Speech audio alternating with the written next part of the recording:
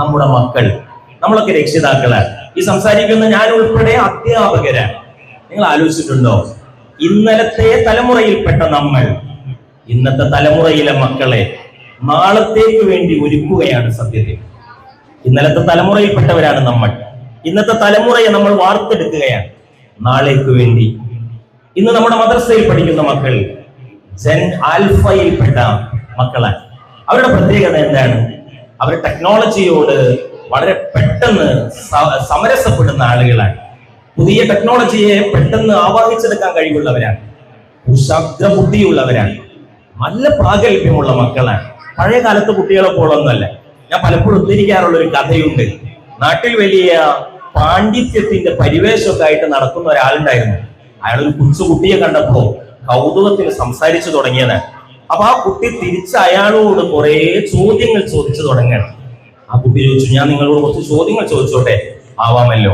ഒന്നാമത്തെ ചോദ്യം, അങ്ങ് പറഞ്ഞു തരണം, അങ്ങ് വലിയ പണ്ഡിതനാണല്ലോ, ആകാശത്ത് എത്ര നക്ഷത്രങ്ങളുണ്ട് എന്നാണ്. അപ്പൊ ഇയാൾ പറഞ്ഞു, പടച്ചറപ്പേ അതെനിക്ക് അറിയില്ലല്ലോ, നീ ഭൂമിയിലുള്ള വല്ലതിനെ കുറിച്ചും ചോദിക്കും. അപ്പൊ അവന്റെ ചോദ്യം, ഭൂമിയിൽ എത്ര വീടുകളുണ്ട്? അയാൾ കുഴങ്ങിപ്പോയി. അതിനും എനിക്ക് ഉത്തരം അറിയില്ല. എടാ മോനെ, കൺമുന്നിലുള്ള എന്തിനെങ്കിലും കുറിച്ച് ചോദിക്കടാ. ഇരിക്കട്ടെ, അങ്ങനെയെങ്കിൽ നിങ്ങളുടെ കൺപീലിയിൽ എത്ര രോമങ്ങളുണ്ട്? അവന്റെ ചോദ്യത്തിന് മുന്നിൽ മുട്ടുമടക്കിയിട്ട് അവനെ പ്രശംസിച്ചു പറഞ്ഞയച്ചു എന്നാണ്. ഇത് നമ്മുടെ കുട്ടികളുടെ നിരീക്ഷണ പാഠവുമാണ്. അവർ കാര്യങ്ങളെ സമീപിക്കുന്ന രീതിയാണ്. എല്ലാം ഉൾക്കൊള്ളാൻ കഴിയുന്ന നല്ല ഒരു തലമുറയാണ് നമ്മുടെ കയ്യിലുള്ളത്. പക്ഷേ ദുഃഖകരമായ സത്യങ്ങളുണ്ട്. ഈ തലമുറ അവർ സ്ക്രീൻ ടൈമിൽ ധാരാളമായി തളച്ചിടപ്പെടുന്നത് കൊണ്ട് they are prisoners of the screen. നമ്മുടെ സ്ക്രീനിന്റെ ഒരു കാരാഗ്രഹത്തിലാണ് നമ്മുടെ പ്രിയപ്പെട്ട മക്കളുള്ളത്. ഡിജിറ്റൽ ലോകത്ത് ഇങ്ങനെ അവനവനിലേക്ക് ചുരുങ്ങുകയും സമൂഹത്തെ കുറിച്ച് ബോധവാന്മാരാവാതിരിക്കുകയും അവരുടെ മനസ്സിൽ എന്തെങ്കിലും ഒരു ഡിസ്റ്റർബൻസ് ഉണ്ടാകുമ്പോഴേക്ക് അവർ വയലന്റ് ആവുകയും ചെയ്യാൻ. ഇത് ഞാനൊരു നെഗറ്റീവ് ഇമ്പാക്ട് അല്ലെങ്കിൽ ഒരു നെഗറ്റീവ് ഫീലിംഗ് ഉണ്ടാക്കാൻ വേണ്ടി പറയല്ല. പക്ഷെ കണ്ണു തുറപ്പിക്കേണ്ട ചില യാഥാർത്ഥ്യങ്ങളുണ്ട്. ഹരിപ്പാടിലെ കരുവാറ്റയിൽ 65 വയസ്സുള്ള തന്റെ വല്യച്ഛനെ കൊല ചെയ്യാൻ ഗുണ്ടായിസം അതിന് കൊട്ടേഷൻ കൊടുത്തത് 13 വയസ്സ് മാത്രമുള്ള ചെറുമകളാണ്. ആ വാർത്തയുടെ വിശദാംശങ്ങൾ പറയുമ്പോൾ ഓരിത്തിരിച്ചു പോവാൻ, കൽബ് പൊട്ടിപ്പോവാൻ, കരൾ പിളർക്കുന്ന വേദന അനുഭവിച്ചു പോവാൻ. 65 വയസ്സുള്ള ആ വല്യച്ഛന്റെ മുതൽ അപഹരിച്ച് ആഡംബര ജീവിതം നയിക്കാൻ ആഗ്രഹിക്കുന്ന 13കാരി അവളുടെ കൂട്ടുകാരായ 3 ആൺകുട്ടികളെ വീട്ടിലേക്കുള്ള എളുപ്പവഴി പറഞ്ഞു കൊടുത്ത് ഇങ്ങനെ ഗൈഡ് ചെയ്യാൻ. അവര് 3 ആളുകൾ ആ വല്യച്ഛനെ കൊല്ലാൻ വേണ്ടി പോവാൻ, ശ്വാസം മുട്ടിച്ച് നിഷ്ഠൂരമായി കൊല ചെയ്യാൻ. ആ സമയത്ത് മറ്റൊരു കൂട്ടുകാരന്റെ കൂടെ ഇരുന്ന് അതിന്റെ വിഷ്വൽസ് അവള് ലൈവായിട്ട് കാണുക. ഇത് 4 ദിവസം മുമ്പ് നടന്നൊരു സംഭവമാണ്. ആലോചിച്ച് നോക്കൂ, കുട്ടികളുടെ മനസ്സിലെ ഒരു വയലൻസ് പേടിപ്പെടുത്തുന്നു. രൂപ റെഡ്ഡി എന്ന് പറയുന്ന തെലങ്കാനയിൽ ഒരു പ്രധാന അധ്യാപക കൊല്ലപ്പെട്ടത് കഴിഞ്ഞ ദിവസമാണ്. ഇന്നലെയാണ് മനോരമയിൽ ഞാൻ ഇതിന്റെ റിപ്പോർട്ട് വായിച്ചത്.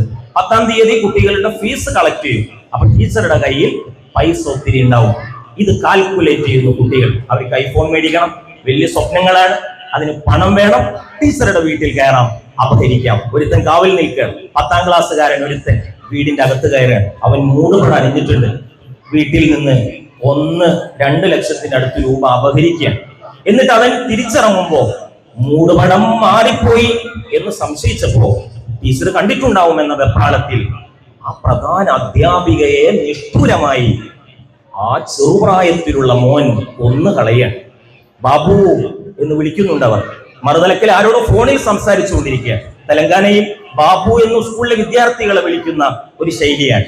ബാബു എന്ന് വിളിക്കുന്നത് കേട്ട് ഏതൊരു വിദ്യാർത്ഥിയാണ് മറുതലക്കൽ എന്ന് ആ മറുതലക്കൽ സംസാരിച്ചു കൊണ്ടിരുന്ന ആൾ മനസ്സിലാക്കിയതിന്റെ, കുറ്റസമ്മതം നടത്തിയതിന്റെ, തെളിവ് കൊടുത്തതിന്റെ അടിസ്ഥാനത്തിലാണ് പ്രതിയിലേക്ക് ചൂണ്ടുവിരൽ നീണ്ടത് എന്നാണ്.